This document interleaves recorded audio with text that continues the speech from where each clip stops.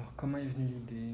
L'idée est venue d'un produit précédent que j'avais fait, qui était un support de smartwatch et qui utilisait l'écran du smartwatch pour afficher un œil. C'était une sorte de petit monstre cyclope qui avait beaucoup plu, mais tout le monde me disait j'aime beaucoup l'idée, mais j'ai pas de smartwatch.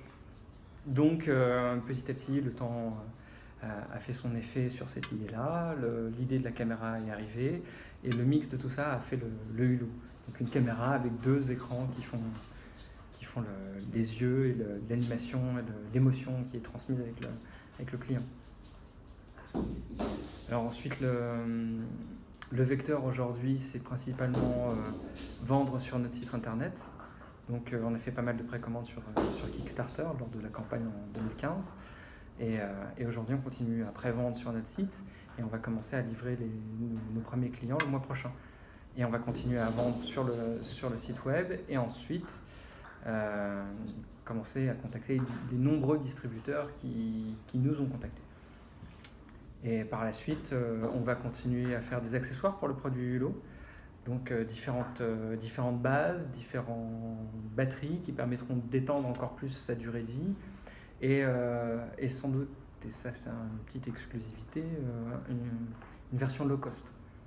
C'est-à-dire dépouillée de fonctions high-tech telles que la reconnaissance vocale et faciale, mais qui fonctionnera très bien, mais on n'aura pas les toutes dernières innovations technologiques et surtout à un prix nettement plus intéressant. Les enjeux marketing, en fait, ils sont assez complexes sur ce genre de produit, surtout aujourd'hui quand on veut lancer une campagne Kickstarter de crowdfunding, comme on dit, c'est assez compliqué d'atteindre les journalistes parce que, grosso modo, ils sont noyés de requêtes dans ce genre-là. Il faut regarder les stats de ce qui se passe aujourd'hui sur ces sites-là. Il y a des milliers de projets par jour qui sont lancés et ils sont noyés sous ces informations-là. Donc avoir leur attention, c'est très très compliqué. La chance que j'ai eue avec Hulot, c'est que ça fait un énorme buzz sur les réseaux sociaux. Et c'est ensuite, une fois que les réseaux sociaux s'étaient emparés du produit, que les journalistes ont commencé à en parler. Donc en fait, je pense que le meilleur vecteur aujourd'hui, c'est de faire le plus beau produit possible, enfin le plus attractif possible, et de compter sur la communauté.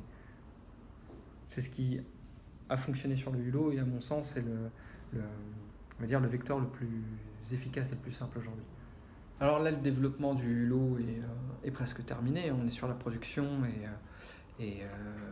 bon, on est en train de finaliser, on est en train de mettre des sécurités derrière et on va continuer à évoluer sur le point de la sécurité et de faire en sorte que déjà on est carré et optimal, mais d'aller encore plus loin parce qu'aujourd'hui on n'intègre pas le cloud, mais d'être sûr qu'au moment où on va l'intégrer dans très peu de temps, ce soit complètement sécure pour le client final.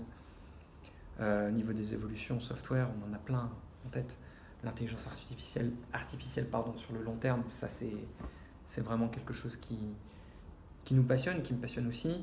Mais après, on va dire des améliorations, il y en a toujours à faire.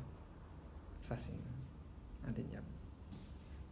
La scène de l'innovation, moi je suis un peu déçu de me rendre compte qu'en fait le design et le Hulot par exemple, ce n'est pas considéré comme un objet innovant.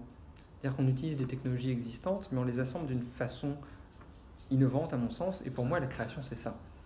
La création ex nihilo n'existe pas. On prend deux concepts qui n'ont rien à voir ensemble et on arrive à les associer de façon innovante. Et c'est ça réellement pour moi le cœur de la création. Malheureusement, sur mon secteur aujourd'hui, il y a peu de personnes. Il y a Airbox Lab, des collègues qui étaient ici au Technoport il y a encore peu de temps, qui sont assez innovants dans l'IoT. Il y a l'Argowind aussi, que j'aide aujourd'hui pour faire le design, qui est innovant au niveau du monde de la voile.